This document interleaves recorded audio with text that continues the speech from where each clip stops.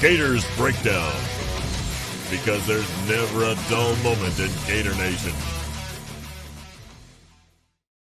The Gators Breakdown podcast is ready to go. I'm your host, David Waters. You can find me on social media at GatorDave_SEC, coming at you, talking Florida versus Ole Miss, going to Oxford.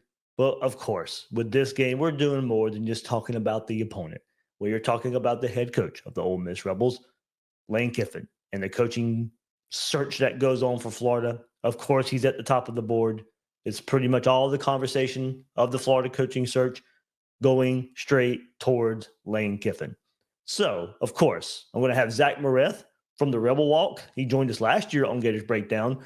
Well, we got a lot more to talk about this year, don't we? It's more than just a football game with the Florida coaching search going on and Lane Kiffin being at the top of the board. So, of course, we'll get into all of that. So we'll go both sides of the angle of the story here for Lane Kiffin. And you guys know me. This isn't going to be some rah ESPN Yale session. No, we do it respectful here on Gators Breakdown, and that will continue right here. So Zach's going to join me. We'll talk Lane Kiffin, the Ole Miss job, the Florida job, and we'll get into the game and the Ole Miss roster a little bit as well. But most of the conversation will feature we're not going to bury the lead. We're going to talk about the Lane Kiffin saga right here concerning the Florida head coaching opening. So, all right, that sets the stage for what this episode of Gators Breakdown is going to be about. So everybody hit that like button. What are you waiting on? Hopefully you've already done it. But if you haven't, you see the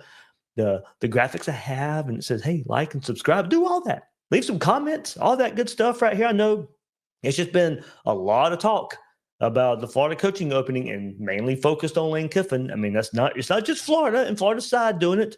National media talking about it as well, as far as, just seems to be focused on Florida, Ole Miss, Lane Kiffin. So I hope you guys are enjoying the coverage. If you are, hit that like button. Really, really helps us out here on Gators Breakdown. Subscribe as well right here on YouTube or your favorite podcast platform. And if you want even more conversation, I know there was a few more newbies today for Gators Breakdown Plus. So welcome. Go to gatorsbreakdownplus.com. You can join starting at $3 a month. You get the ad-free episodes of Gators Breakdown. But right now, I'm telling you, you want to be in the Discord. A lot of nuggets and conversations going on with the coaching search right now. A few of us hopping in there, sharing what we can as far as that goes. But just been a lot going on.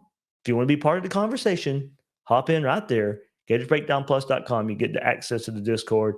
And I know this time of year, ad-free episodes are a big bonus. And, of course, if you notice the shirt that I'm wearing, this beautiful shirt from Warner Safari. Guys, I'm telling you, do not wait. Started sharing it last week. I've gotten some feedback from some of you who have already ordered. You'll want to get these shirts. Some of the best polos I have ever worn, and you certainly cannot beat the price from Warner Safari. I wanted to bring these guys on. I reached out to them and say, hey, I enjoy your product so much. Let's have a partnership right here on Gators Breakdown. Holiday season coming up. I want these guys to get their due at Warner Safari. I am telling you, I'd be wearing this regardless. If Warner Safari, and I had already bought some myself. That's why I knew I wanted to partner with these guys. I just love the product that these guys provide there. So got the link right there. The link is in the description. But guys, you're gonna wanna be part of the Warner Safari movement. You're gonna see these shirts. You're gonna want some. I don't know. They might sell out of them. All these new designs that they have, I'm telling you, they look great. You're going to want to get your hands on them. You saw me wearing one right now. I love them. They're comfortable. They look so good. Now, all these brand new designs for us Gator fans out there, these are premium. They're original print polos that stand out right there on game day, right there on the golf course if you play golf, or if you just want to look good and support your Gators, you can do it with these Warner Safari shirts. Believe me, it's a shirt that feels like one of those $100 shirts out there. And I know a lot of you don't want to be spending $100 on shirts. Well, Warner Safari offers these at a super affordable price because they think if you love a shirt, you should be able to afford a few of them. That's what you get there with Warner Safari. So every sale goes to support junior golf scholarships at Gator Junior Golf.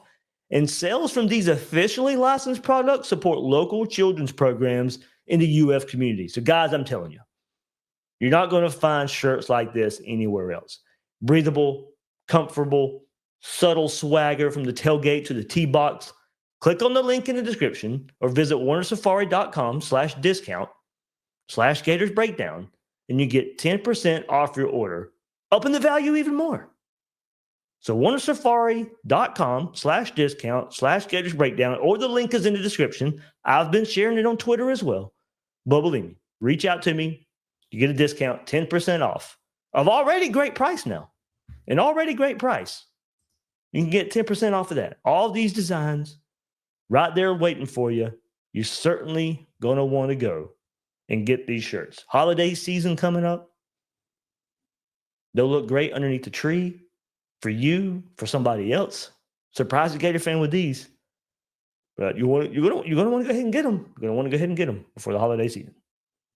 And joining me to talk about this just crazy game from every angle you can possibly imagine is Zach Moreth from the Rebel Walk. He joined us right here last year on Gators Breakdown. I told him, hey, I got to reach out to him again and get him on here. Regardless of the Lane Kiffin situation, I was going to reach out to Zach anyway, to talk Florida, talk Ole Miss, but now we just have more than a game to talk about. So, Zach, thanks for, I know it's crazy, man, following this Ole Miss program right now. You got a team that's in the college football playoff race, of course, and then all the surrounding conversation of Lane Kiffin and is he going to go to Florida? Is he going to stay at Ole Miss? So I know it's crazy. So thanks for carving out some time to talk about it all right here on Gators Breakdown. Oh, man, of course, Dave. Again, thanks for having me on. There's really no better time for the listeners or the college football fans. So as much as we can sit here and disagree on a lot of things between Florida and Ole Miss, it's a fun time to be a fan of the sport. So I'm happy to be here. Good deal, good deal. So look, many of you out there, you might want to see it, but this is not going to be some ESPN yell at each other debate type of show.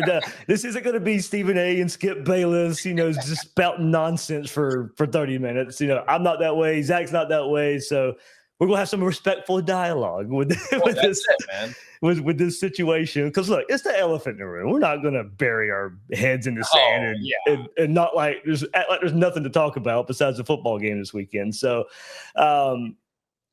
with everything we just talked about, Zach, like you said, a team in the college football playoff race, Lane Kiffin, some LSU talk out there too, I guess. Yep. But especially for both of our fan bases, it's Florida, it's Ole Miss.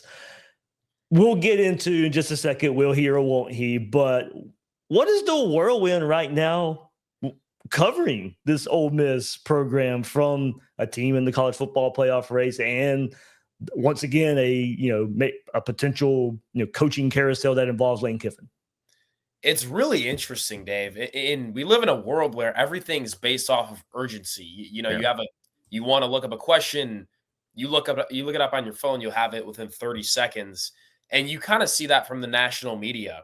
Everybody wants an answer on Lane Kiffin. And unfortunately, I've been saying this for probably 4 weeks now, you probably won't get one until the end of the season. If you're for Ole Miss, if you're for Florida, I truly do believe that. I think he's trying to leverage both sides as much as possible. That doesn't mean that he's not meeting with Florida behind the scenes online. I do think that part of that is happening.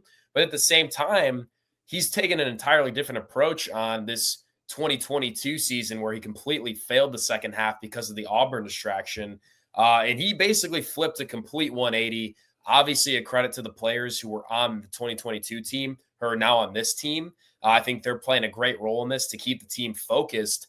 But this all started happening when Ole Miss had a road game to Oklahoma, and they took care of business, looked phenomenal, and they haven't looked back since. And if you win your last two against Florida and Mississippi State, it'll be the first college football playoff berth, which not many fans thought would happen this season after losing so much talent to the NFL draft. So it's a weird season, like Dave said, to be covering Ole Miss. And despite everything that's happening, there are a wild amount of unknowns still yet to be played out.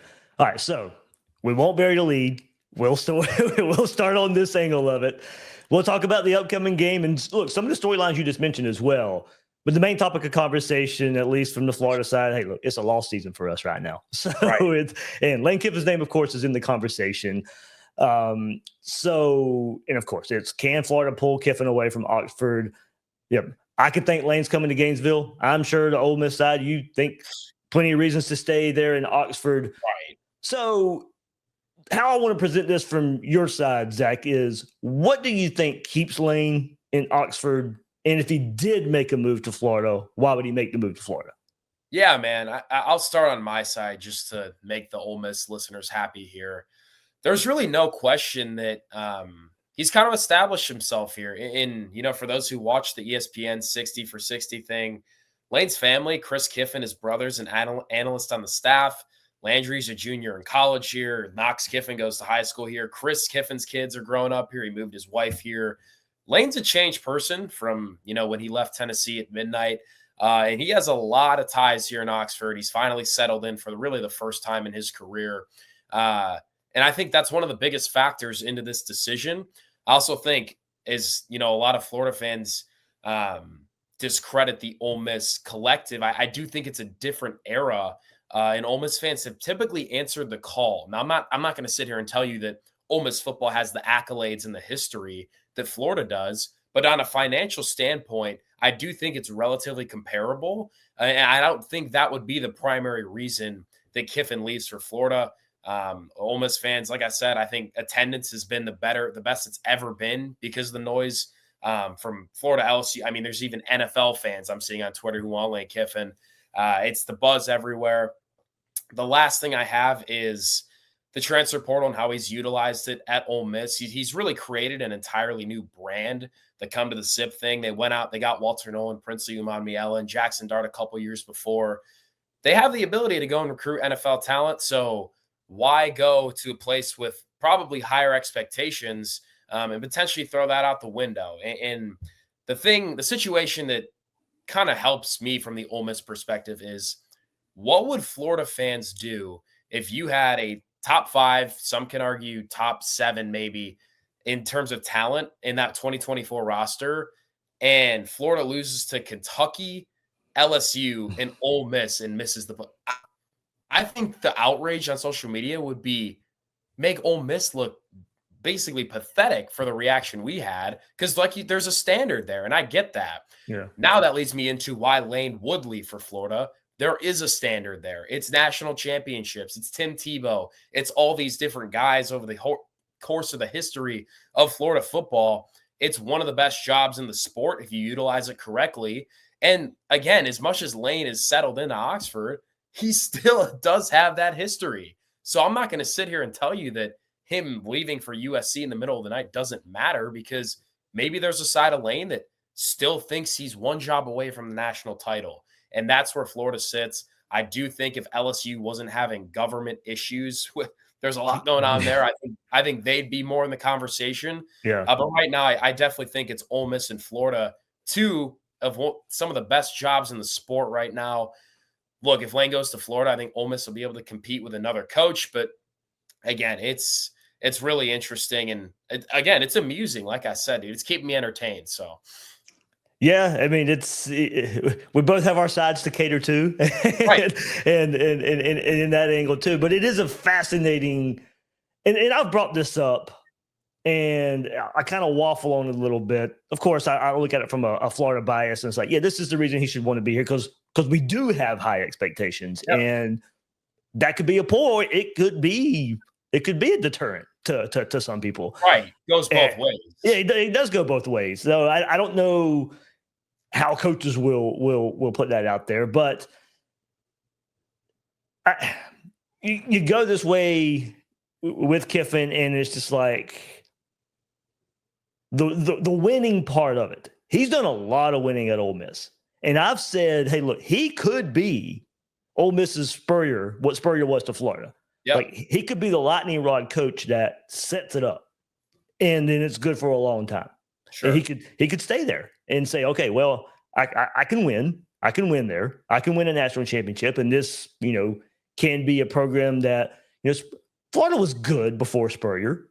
Not great, not consistent, but Florida had some had some good times. Spurrier got there. It's a lightning rod, and we set that expectation almost every year. No matter how good or bad we think we are, we have that expectation because of what Steve Spurrier did.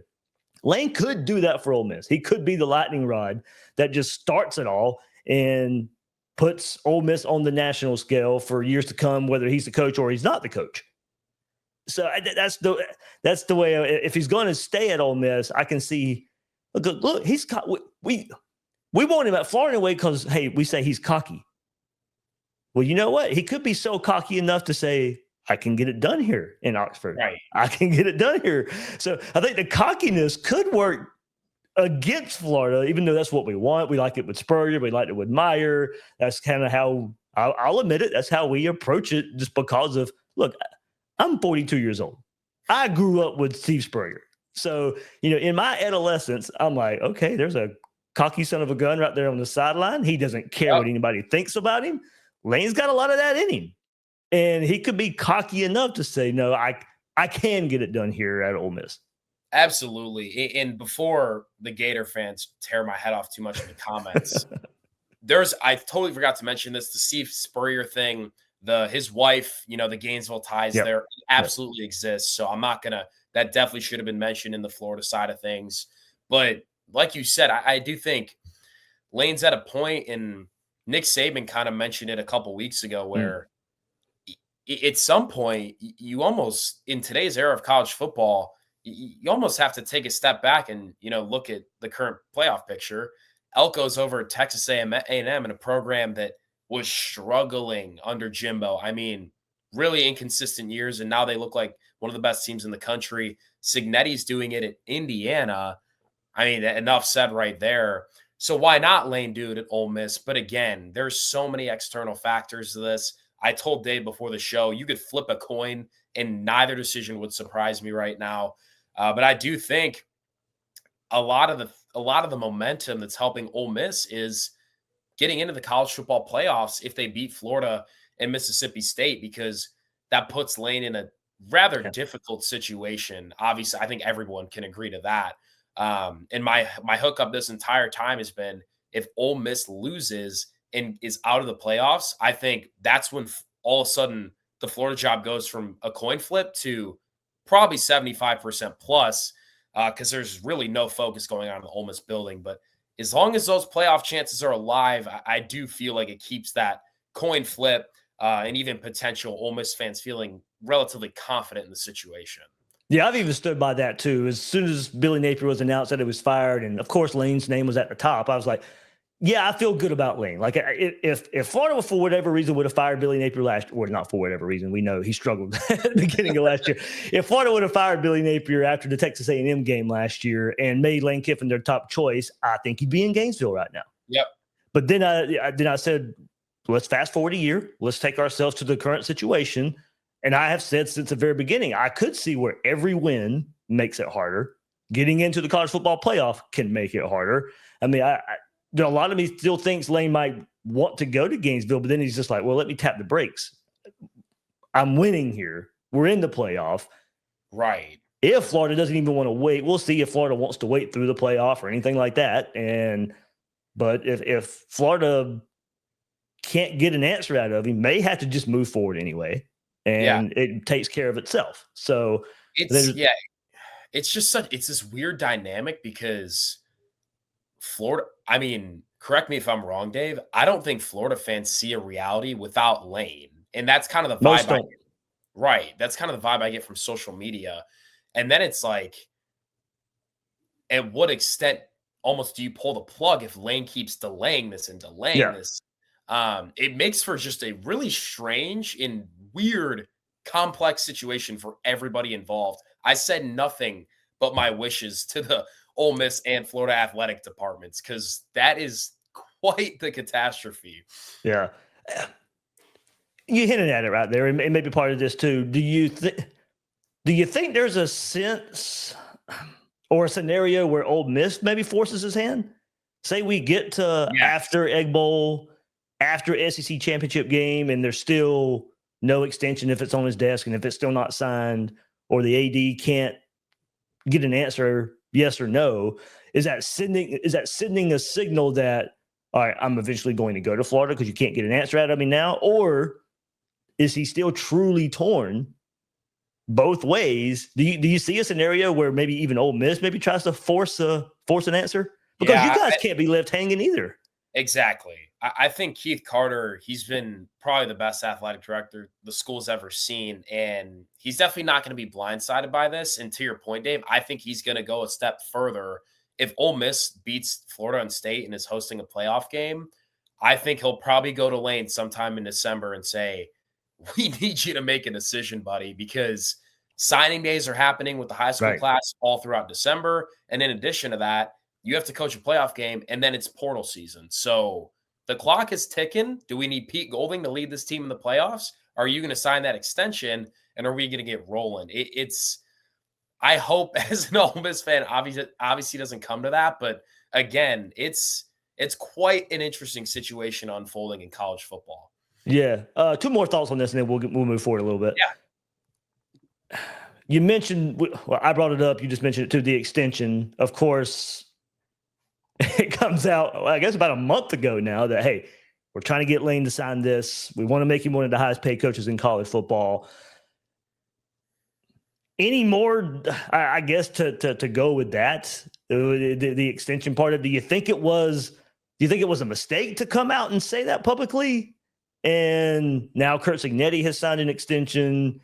Some other coaches, Matt Rule at Nebraska has mentioned that, hey, I'm going to stay here as well. And then we still haven't heard from Lane Kiffin and signing the extension. Looking at it from the Ole Miss side, if it was me, I don't know if I'd be too up in arms about it yet, only because I think with Lane, he could have drawn this hard line in the sand. No, I'm just not doing anything till after the season. And it's the way I've done things before. I will wait till after the season. Yeah, I know some guys out there have signed this and they've signed that, but I could see a scenario where he's just drawn a hard line in the sand and said, you know what? No, it doesn't matter. We're going to wait till after the season. Yeah, I do think it does matter to an extent, Dave. Again, it's uncomfortable from the Ole Miss side, and especially because Keith went out, like you said, he said that he has the extension, but I do think the athletic department felt that they really had no other choice because 3 years ago, when the Auburn stuff was unfolding, it literally, I mean, we're on the 30-yard line, a touchdown pass away from beating Alabama, and then you finish 8-4 and get blown out by Texas Tech in the Texas Bowl. So in the blink of an eye, Ole Miss's season hopes were crushed. I think they were going to do everything in their power to, quite honestly, do the complete opposite. So yeah, they're going to make it public and put some pressure on Lane and make it known that Ole Miss is at least doing their part. But like you said, I think it's like you said, the line in the sand, that's it, man. Lane's not going to make a decision. I'd be shocked, even if it was for the Ole Miss side, if anything happened here in the next 2 weeks, which is crazy. But yeah, I could very well see this going into late November until one of the athletic administrations comes to him and says, look, dude, you got to sign the paper on one side. So we'll see. Yeah. Last thing about this, a lot of people will say making the move to Florida puts you in the state of Florida. And Lane mentioned it too when he was talking about, the blue blood programs in his Monday press conference. And some of the advantages was proximity to talent. Well, at Ole Miss, he's done a great job of, and I think he tweeted this early in his Ole Miss tenure, adapt or die, or something along those lines. And so he's done that. He is masterful at working the portal. We've seen just down the road Florida State try to live in that world too, and it's just been a complete disaster since, except for 1 year when they could have, should have, would have made the playoff. Is that a move at a necessity so much because of in-state recruiting in Mississippi compared to what he could do at Florida? He wouldn't have to live in the portal as much at Florida and could rely on high school recruiting a little bit more? Or is there a concern that he doesn't necessarily, maybe this is the wrong way to word it, but doesn't necessarily care about high school recruiting as much and just would rather live in the portal? I think it sounds ridiculous. And I swear I'm not just saying this, but I do think there is some partial truth to that because look, Pete Golding, he seems to have zero problems high school recruiting. I mean, flipping kids from all around the country, that's kind of Pete's bread and butter. And I mean, you look at the defensive and offensive recruits that are brought in from the transfer portal. Offense always has more guys. That's how it's been since Lane has gotten here.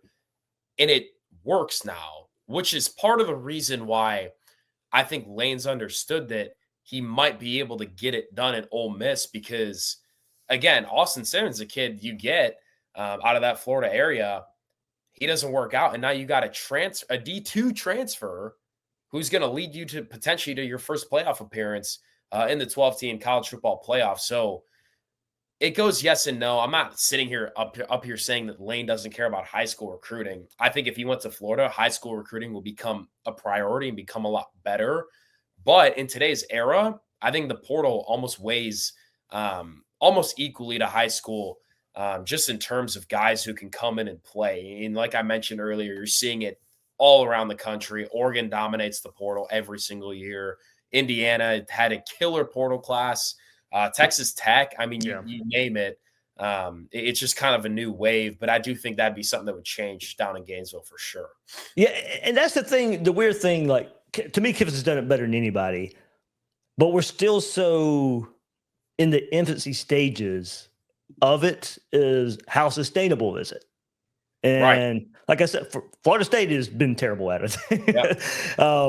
Ole Miss has been the best at it. And I'd hate to question that it's not sustainable there because all he's shown is so far it works for him. Yes. But it's still so in the infant stages is, all right, if I can go recruit high school better, is that a pull to Florida in the Florida column? So I don't know how he'll view that, honestly. Yeah, that's a great question. It's fascinating. How sustainable does he see that, I guess? Right.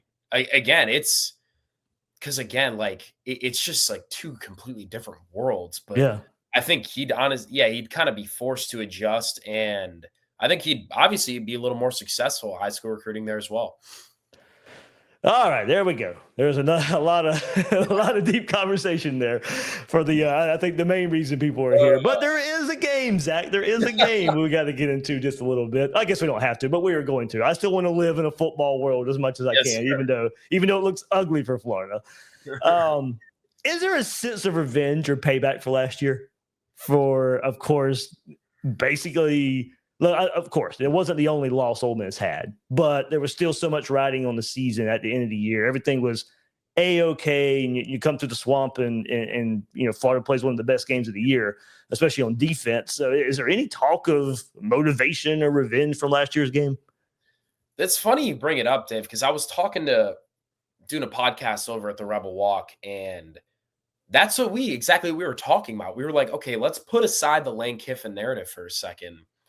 You have several returners from last year's team, across that offensive and defensive line. I know Austin Simmons isn't playing, but he's a vocal leader on that team. He has been all year. All these guys were in Gainesville watching Jackson Dart literally cry on the sideline. At the same time, Florida fans, I get it. I'd be doing the same thing. Let me make that clear. I'd be trolling all day on social media, but Ole Miss fans, there's probably going to be one of the best showings that, we've seen in a long time at Vaught Hemingway because of it. Again, the Battle of Lane Kiffin, that's what we got here on Saturday. And the storyline of influencing the fans in the Vaught and then bringing in last year, obviously ruining the college football playoff hopes. I think this game has a lot more than just who's going to get Lane Kiffin to it. So I'm glad we're talking about it, Dave. I think it definitely is in the back of their heads. And another reason to say, hey, I don't care if Florida just got blown out at Kentucky. These guys are athletic and have several future NFL players, regardless of their record or who they played. They can come in and beat you at any given time. And that should be the message for the team 1,000% through this week. Yeah, at least for the Florida side, we're hoping, all right, you took it on the chin, coulda, shoulda, woulda, beat Georgia. maybe down in the dumps and you took it on the chin against Kentucky. Right. Hopefully some kind of bounce back, because that was one of the worst performances I have seen in quite some time last week in Kentucky.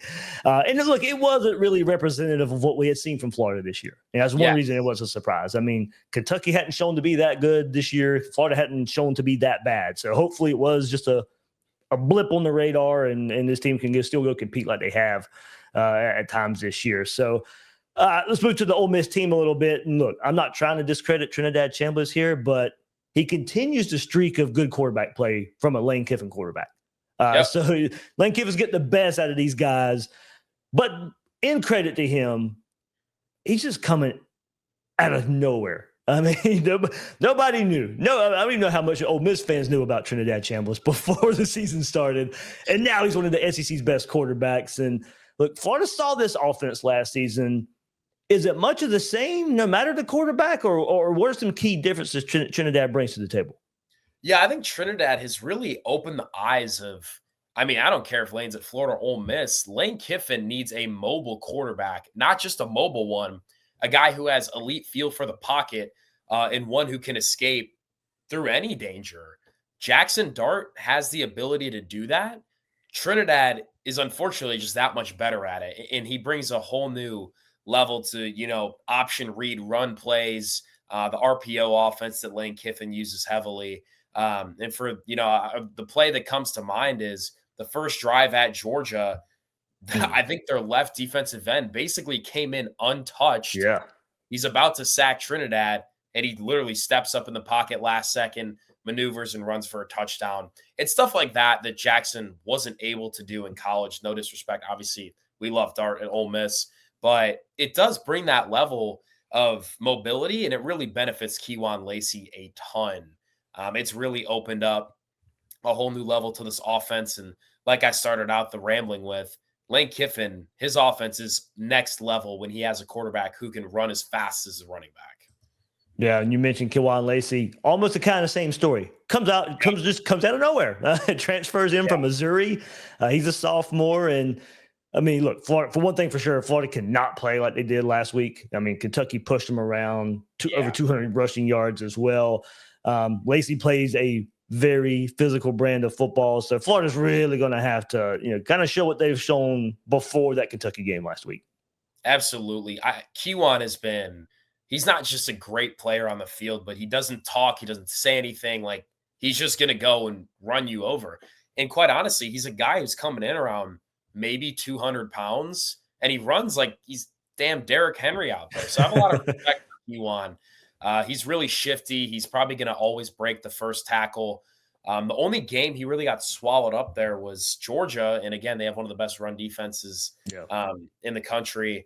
And again, Florida, look, 233 yards last week on the ground against Kentucky. I do not think we can agree there, Dave. That's not going to happen again. There's no way Florida comes out how they did last week. It's a whole new mindset to this game. So it's going to be harder for Kejuan. This is probably going to be the toughest challenge Ole Miss has had since Oklahoma a few weeks back. And he's going to have to establish the run game in order to open up the pass for Trinidad. I'll tell you one thing. If both running backs are on their game Saturday, we got two of the best running backs at breaking tackles. Yep. With Jaden Ball and Lacey right there. So that could be a storyline in the game there to watch. And hey, look at that receiver for Ole Miss. Harrison Wallace, 36 catches. Stribling with 30. Deuce Alexander with 30. Caden Lee, 22. Daquan Wright with 25. Such a balanced attack in the passing game. Yeah, and that's been the story, right? Last year, it wasn't necessarily the case with Trey Harris. But when Trey get hurt, all of a sudden, 3 or 4 guys are averaging 3 to 4 catches a game. And it's been like that since the very first game of the year. Daquan Wright playing tight end. He's able to move around a lot. He's been a huge piece for Ole Miss. Caden Lee's a returning guy in the slot. Winston Watkins, number 17, a true freshman who's starting to come alive. The names are endless. Again, it's part of the reason why Trinidad has been playing so well, because you can throw a screen pass to one of these guys and they could take it for 10, 15 yards down the field at will. So it's a really special group, and a huge reason, like I keep touching on, it benefits. It plays so perfectly with the run game and creates one of the most balanced Ole Miss offenses I've maybe seen in Lane Kiffin's tenure. Yeah, it's just balance everywhere. Run, pass, and then how they use all these receivers and tight ends in the passing game. So, all right, we'll move on to the last topic right here in the Ole Miss defense before I let you go, Zach. And, hey, look, it's been, since the Georgia game, a much better showing on defense. I mean, of course, you had that just outstanding defense last year, one of the country's best, and lost so many pieces from that. So, look, it made sense in a way that it was going to maybe take some time for these pieces to start coming together. And then, of course, the crazy shootout there in Athens. But since that, good showings against, SEC competition, Oklahoma and South Carolina, Citadel last week. But Perkins, and I got to say, Princeville, you mind me yelling, so people don't think I'm thinking of Princely. Yeah. I got to put out the other you mind me yelling out there. But those guys are coming into form as this season progresses. Yeah, Princeville looked like he was not going to play a lot. I'll put it simply. In those first couple of weeks, and it sucks because you're always getting compared to your brother. But then all of a sudden, Georgia game in Oklahoma, he really starts to come into his own. And he's going to have to be dominant. Also, a quick note there, the youngest brother's name is Princeton. So pretty funny story there. It is. And then in the linebacker room, Grambling State transfer Andrew Jones. He's been a guy, didn't play till the second half of the Georgia game because Pete Golding was like, okay, they haven't punted once. We got to try something new. Jones has been one of the best linebackers on the team. So huge credit to him. He's going to have to play really well against that Florida run game like we touched on. But again, it's going to come down to containing the run and seeing who the hell is available for this Florida game. Yeah. Obviously, I'm expecting a much better turnout, a lot of progression in some of those injuries as well. But this Ole Miss defense has been steady since Georgia, and they're going to have to be, that back shoulder there to lean on for Ole Miss this weekend. Yeah, we're still figuring out. I think Lagway will be the guy, and we'll see if he plays well and stays in the game, or if Florida puts a backup in. We'll see how that goes. But in this offense, it's going to be about the run game. Florida's going to have the run game, especially with Lagway struggling like he is. Yep. I mean, he's just going to have some help there. So, Zach, man, hey, thanks for all the honest conversation we were having here. Florida, Ole Miss coming up, and all the storylines that surround it. You gonna be there Saturday? Yes, sir. Yes, sir. Okay. I'll be there. I'm excited. Yeah. Again, it's going to be a good one. So we for sure got to stay in touch throughout this ridiculous Lane Kiffin story. Yeah, for sure. I'm not making the trip, but my big tailgate group is. So if you're walking around campus, look out for the Harmonic Woods tailgaters. They'll be I'm serious. I'll be like, you guys know Gator Dave? Come on. Yeah. So they will be the loudest, rowdiest bunch there. If you see a group of orange and blue, that'd be them if they're loud and rowdy. So I love it. Yeah. So keep a lookout for them. I'll see if they can drop a location as well. And seriously, let's do it. Yeah, for sure. So. All right, Zach. Hey, thanks once again. The Rebel Walk right there is where you can find Zach's work. Thank you for hopping on Gators Breakdown. Thanks, Dave. Have a good one, boss. With the game in Oxford this weekend, the Gators are now 14.5-point underdogs when earlier this week it was a 16-point line in favor of Ole Miss. So it's come down a little bit. Now over or under staying at 54 for this Florida versus Ole Miss matchup in Oxford.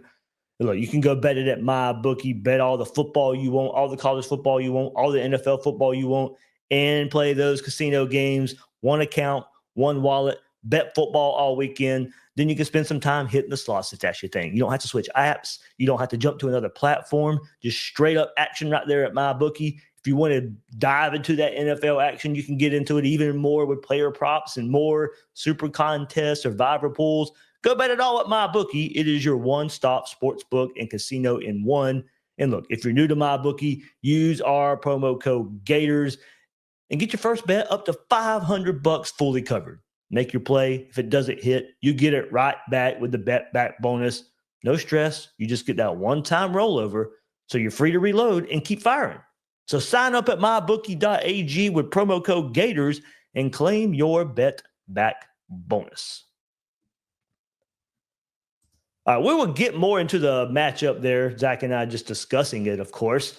But, of course, just dominated by the Lane Kiffin talk. So, to share even more and put a little more optimism on the Florida side of things, I was on the Bill King show on Tuesday, like I am every Tuesday. And also Mike Griffith, who covers Georgia. A lot of you know Mike Griffith out there, covers Georgia for the Atlanta Journal-Constitution, Dog Nation. So Mike and myself are on Bill King show every Tuesday in back-to-back segments. Mike goes and then I go. Well, here's some favorable slant to the Kiffin saga. Starting with Mike Griffith, that's the first voice you're going to hear. And then Bill King hops in and we talk about it a little bit. And Bill himself gives some, I think, pretty positive, some optimism out there as far as Lane Kiffin possibly leaving Oxford and coming to Florida. I've gone back and forth with this Lane Kiffin thing, but based on the people I've talked to, and I'm not reporting this as fact. I just want to be clear about that. I'm just going to give an opinion because I've heard conflicting reports from both sides. But I believe that Lane Kiffin will end up at Florida. Last segment, Griff, who was on with us, said his opinion is Lane Kiffin's going to end up at Florida. Does Gator Dave feel the same way, he asks? Bill, it's Lane till it's not. That's just kind of been the theme of it all. If I had, if you told me I didn't have a choice and I have to go to Vegas and I have to put money on somebody, that's where my money's going to go. I don't know how much has actually changed since, they fired Billy Napier, and look, we all know Lane Kiffin's a top target. There's a lot of talk behind the scenes that, the Florida game's coming up this week for Ole Miss, and then there's a bye week before Mississippi State, that some things can happen during the bye week. Maybe the conversations get started in earnest, working some things out. And I think that might go for both sides. I mean, that might go for the Florida side, that might go for the Ole Miss side as well. So I think, Bill, just the way this is going, I would still expect an answer at the end of the season, whether he stays, whether he goes. And I still think there's a scenario he could stay with Ole Miss if he even decides to go to Florida. I don't know how they're going to work all that out. But I continue to hear, he is Florida's top choice, and there's some cautious optimism about Lane Kiffin ending up in Gainesville. I have thought the entire time that he's not leaving Ole Miss until Chris Lowe was on a Knoxville radio show last week. And just to put in perspective, I've known Chris real well since he was at the Rock Hill Herald, trying to work his way out of that town in South Carolina. Chris is the guy of all the media members on the planet who can get to Nick Saban for stories when he was at ESPN or breaking stories like he's going to retire, because Chris is close with Jimmy Sexton. And just to put that in perspective, I was with Chris the night in a bar where he met Jimmy Sexton, and all that got started. Now, let me add to the story. In that same mix is Lane Kiffin. Lane Kiffin is close with Chris Lowe because of Sexton, because of Saban. Lane Kiffin is going to have stories leaked when he needs them through Chris Lowe. When Chris Lowe said on a radio show, I don't think Lane is going to be at Ole Miss, it caused me to pause. There you go. Had to share it. I'm on Bill King every Tuesday. Respect the heck out of that man. He's been doing this for years and years and years. Not a clickbait artist. The same can be said for Chris Lowe. Leaving ESPN, now at On3. And you heard the obvious connections there, and I don't think they live. I know they don't live in that clickbait world. They're going to put out their, I think, honest and true information, at least honest and true to them. Now, there's that angle to, if something's thrown out there, that it doesn't happen without maybe Jimmy or Lane wanting it out there.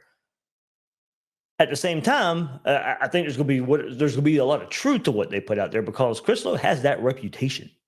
Bill King has that reputation. Bill King's not going to stand up for Chris Lowe without trusting him. There's a lot of trust in that in that circle and what each other knows about each other there.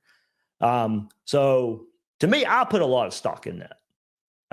And first of all, I mean, what would be the benefit if he is not leaving?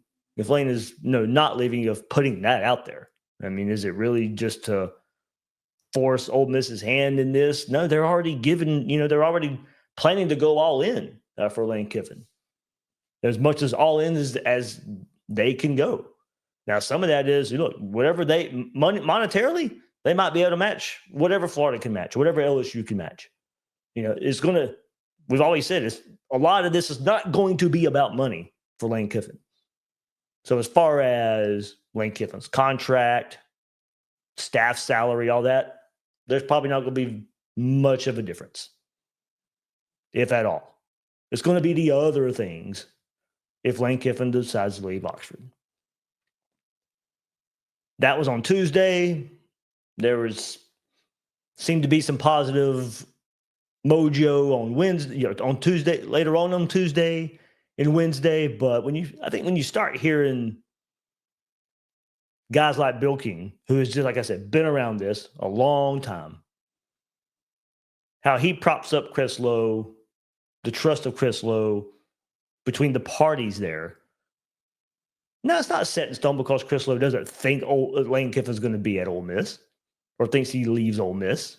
But if you're looking for reasons this might be tilting one way or the other, I think as long as Chris has been around, I think that's more than take it for what it's worth. I think that leans a little more into some optimism on the Florida side. Not a done deal. Nobody's saying it is. But if you're looking to lean one way or the other right now, there's one in the Florida column. I'm sure there's some in the Ole Miss column. But I wanted to share that, put that out there. Catch me every Tuesday morning on Bill King Show, WNSR, right there in Nashville. Bill does a great job. I mean, I remember listening to Bill on Sirius XM for years. And then, he decides he wants to do his own thing. And asked me to come on very early in my Gators Breakdown career to be on his show. And then asked me to be on the show every week. It's a badge of honor. It's always been a badge of honor. And every Tuesday morning at about 8:20 Eastern, I'm on the Bill King Show right there in Nashville. So enjoy the heck out of it. All right, let's keep it going, guys. Now let's just talk Florida-Ole Miss, the football game. Yes, we kind of have to. Or yes, I'm going to. We don't have to. I'm going to. That's the way. That's the way. I'm giving you all the coaching update and talk that we can have right there. So let's get to the game a little bit. Ole Miss is 9-1 for the first time since 1962 and only the 8th time in its history. A win Saturday would make head coach Lane Kiffin the first in program history with 3 consecutive 10-win seasons. Ole Miss is 7-0 at home this year for the first time, or for the third time in its history. 7-0 for the third time in its history, all under Lane Kiffin, 2021, 2023, and this season. A win would mark the first ever 8-win home season at Ole Miss. Back to the coaching thing just a little bit. There's a lot of debate, especially on the Ole Miss side. Would this have happened without Lane Kiffin? Could we be successful without Lane Kiffin? I mean, there's a lot of talk about Lane Kiffin made Ole Miss. And when you throw stats out there like that, obviously they've given him the support. Not saying that. But he was the one to be, I guess, to be able to sell you the vision to go all in like this. So no, I don't think it happens without Lane Kiffin. And obviously, history says it doesn't. So there we go. I mean, when you start, comparing the programs in that regard, like we've, said, what is Ole Miss without Lane Kiffin? Those are the kind of stats that you put out there to debunk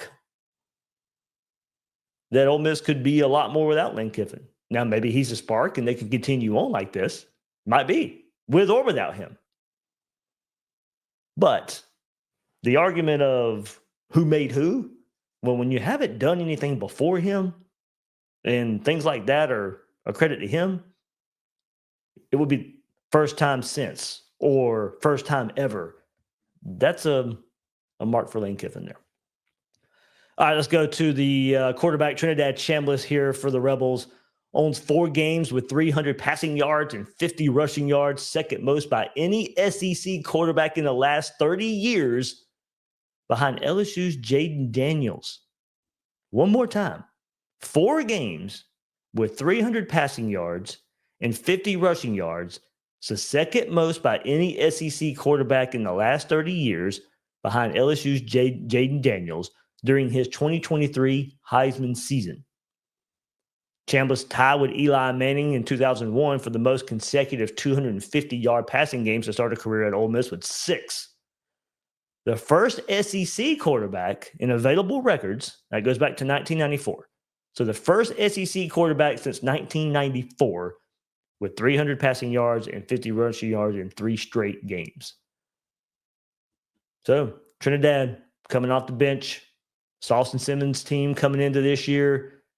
You heard Zach and I talk about it, but that's the kind of stat machine that Trinidad is. The Gators got to go up against him on Saturday. Running back Kawan Lacey leads the nation with 16 rushing touchdowns, which is also tied for the Ole Miss single season record, so he can break the record this week against Florida. Also ranked second nationally in missed tackles force with 69 and 4th in carries with 200. So Florida's defense got to be ready to tackle. After a week after Kentucky, when that looked questionable, you got to be ready for another week in a row on the road to go tackle a running back. Lacey also ranked second in the SEC and 10th nationally in rushing yards with 912. Lacey is on pace for 240 rushes for 1,094 yards and 19 touchdowns by the end of the regular season. Him and Jaden Ball up there as far as the running backs that break tackles the most. Going back to Trinidad, and the reason he's been pretty good this year, a large part of that offensive line. The Rebels ranked second in the SEC at 11 sacks allowed this year, including only 2 in conference play, 1 each to Arkansas and Oklahoma. The main starting unit of left tackle Diego Pounds, left guard Delano Townsend, center Bryson Sanders, right guard Patrick Kutas, and right tackle Jaden Williams. They've helped give Chambliss a clean pocket on 223 of his 264 passing attempts. So about 20. Only 20 passes all year that he hasn't had a clean pocket out of 264 attempts. So here we go. What makes this Ole Miss offense hum? They own the SEC's 3rd fastest offense, 23.2 seconds per play. First in the country is USF, by the way. Tennessee is 3rd. Mississippi State is 7th. So you've played USF and Mississippi State. So you've gotten, I won't say used to it, but you have. This won't be anything new because these offenses are faster than the Ole Miss offense. USF, of course, defeated Florida, but it wasn't because the offense and the speed of the. Did it catch Florida some? Sure. Was it an issue during the whole game or anything like that? No. Same thing for Mississippi State. Now they were in late position to go win the game before an interception. And then Tennessee's 3rd, so you have that coming up. But you've played Tennessee. You played Ole Miss last year, played Mississippi State this year and last year. The speed is nothing new. You know what you have to get prepared for. So it's not really anything new for Florida to play fast offenses, but it is something you just got to be ready for. If you're not ready for it, certainly your own fault because you know what's coming. And then the big plays. The Rebels currently lead FBS in 30-yard plays, which is 30-plus yards. With 36, Florida's defense, 52nd in the country in giving up those type of plays, giving up 15 so far this year in those 30-plus yard plays. The Rebels are, so that's the one they lead the country in. in 30-plus yard plays.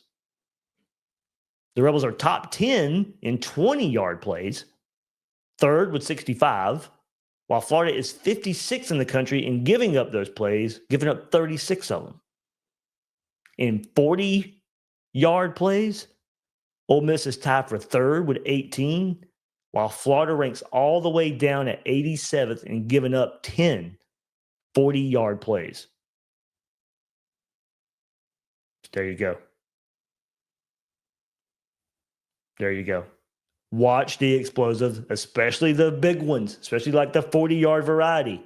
Florida, way down in the country. They've given up 10 40-yard plays all year. Now you're playing one of the most explosive offenses in the country. Kind of the same way last year, and the defense rose to the occasion.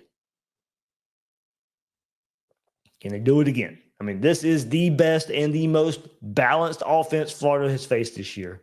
And this is now coming off a Kentucky performance. It doesn't inspire a lot of confidence. You sit here thinking if offensive coordinator at Kentucky, Bush Hamdan, can put Ron Roberts in a blender, these players in a blender, what will Lane Kiffin, Charlie Weiss Jr. have up their sleeve? Certainly they can do it. Now, there's part of it. Florida did not play their best. And there are things that we've heard about this week. The want to. Preparing in practice the right way. Doing your job. If you're a player and a staff member, doing your job. Can they bounce back in these areas? That's the biggest question. I don't think you were as bad as you showed. Now, we've chronicled it. There have been issues on defense. Certainly been issues on defense. But you had that bend, don't break style, and it worked to a T last year against Ole Miss. This game was won last year by dominating up front at times, forcing turnovers. Can Florida find some havoc that just hasn't been there except the Texas game? Can George Gomes and Tyreek Sapp show up and be the force that we thought they would be in the preseason?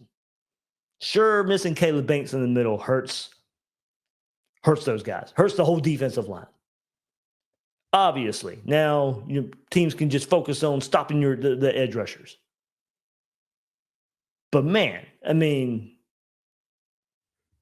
for two players that were, and Gums is coming along the last couple of games much better than he was. He was injured.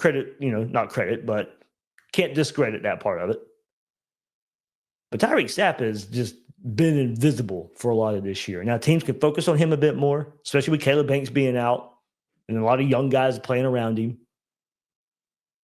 But for the player that we thought you were going to be, that's who we are going to need on Saturday. That's who we need to see. If Florida's going to repeat anything that we saw last year, Tyreek Sapp's got to be the monster that we thought he was going to be.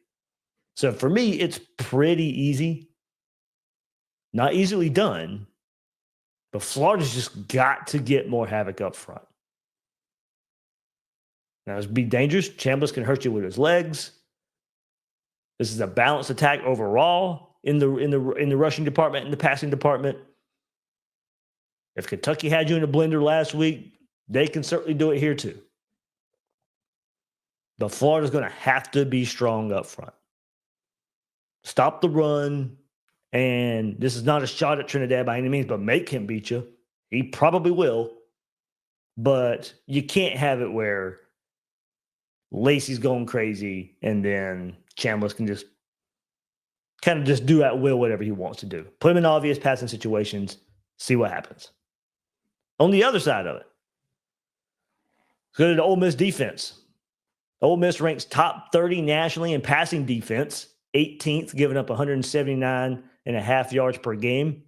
Scoring defense, 25th in the country at 19.8 points per game. And total defense, 30th, but 323.1 yards per game.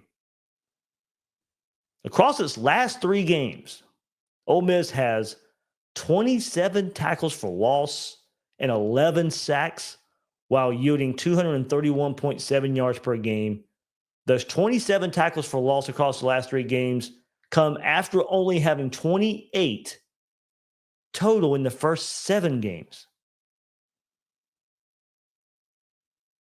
Kind of crazy how they've come along lately. Since that Georgia game, it's been what? Oklahoma, South Carolina, and the Citadel.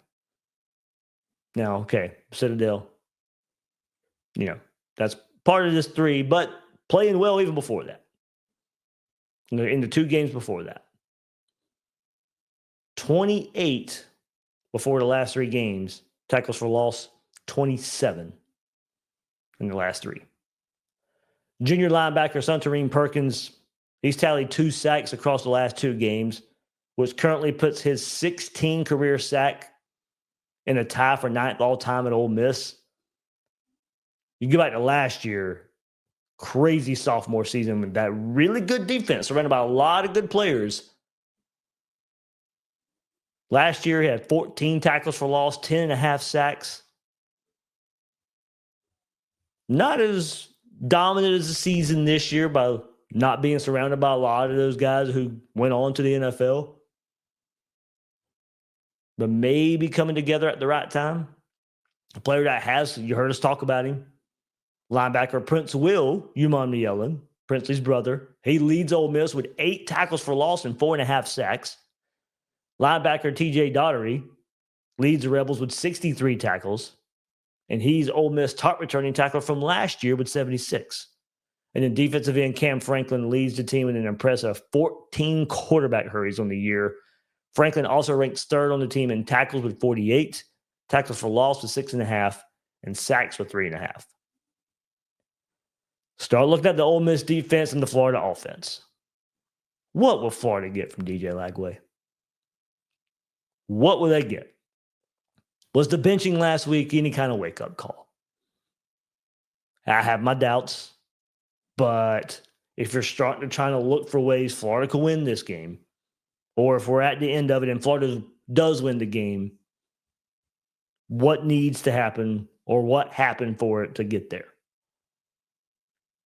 I mean, after the Kentucky performance, he now has 12 interceptions on the year. Pro Football Focus has him at 18 turnover-worthy throws this season. 10 interceptions have been in the middle of the field. And half of the interceptions are on throws of 20 or more yards down the field. And here's the kicker. 9 of his 12 interceptions have come from a clean pocket. Ole Miss has shown they can get to the quarterback in recent games, create a little bit more havoc. But honestly, we know Lagway's weakness. I mean, a clean pocket, teams aren't really having to bring numbers to get the Lagway. Sit back, wait for him to make the mistake. Sit back in his zone, and he's probably going to give the ball to you. This is what we've seen this year. I hope last week was some kind of wake-up call. I hope there's some kind of bounce back, but certainly we've seen it all too often this year. It's probably not. It's probably not.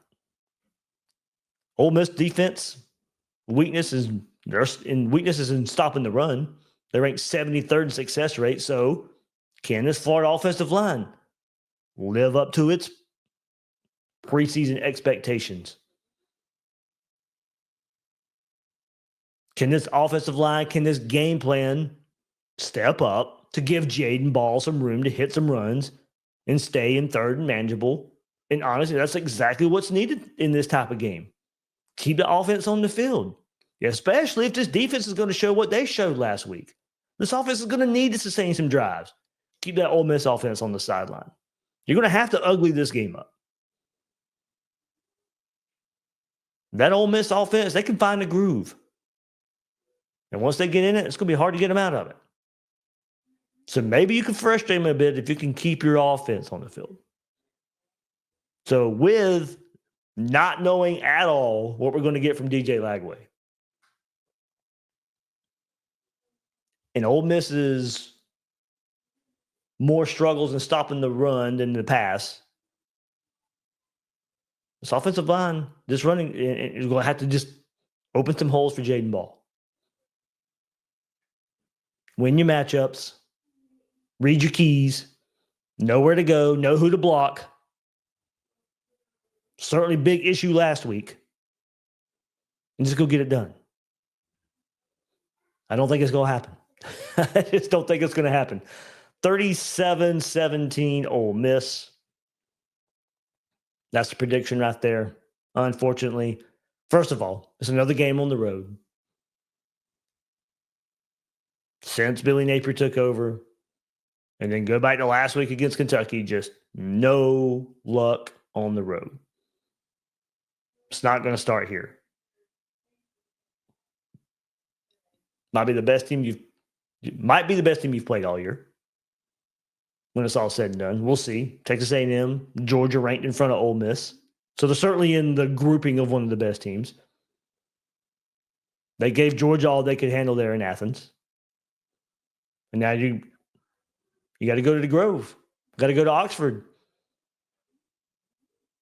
Probably the best offense you've played. I won't know about best team, but certainly the best offense I think you've played. A&M, Georgia, a little bit better defenses. But asking this team in their situation right now to go figure it out, maybe I don't know if could have even had like this close win that we all predicted against Kentucky last week. This 37-17 prediction probably would be about the same. I don't know how much it actually would change. I don't think Florida's quite as bad as what they showed last week. But this is a good Ole Miss team. Now, you played a good Georgia team very close a couple of weeks ago. Can I keep hanging my hat on that? Probably not. I think last week was kind of just the start of, all right, this just might be trending down for the rest of the season. Might get a little bump with Tennessee and FSU being at home, and especially FSU rivalry game, end of the season, maybe, hopefully. But I don't expect to see it here. I expect a better performance because I don't think you're as bad as what you were last week. But for any surprise, for any upset, I don't see it. 37-17 might be a little bit worse. And we'll see. Can Florida score 17?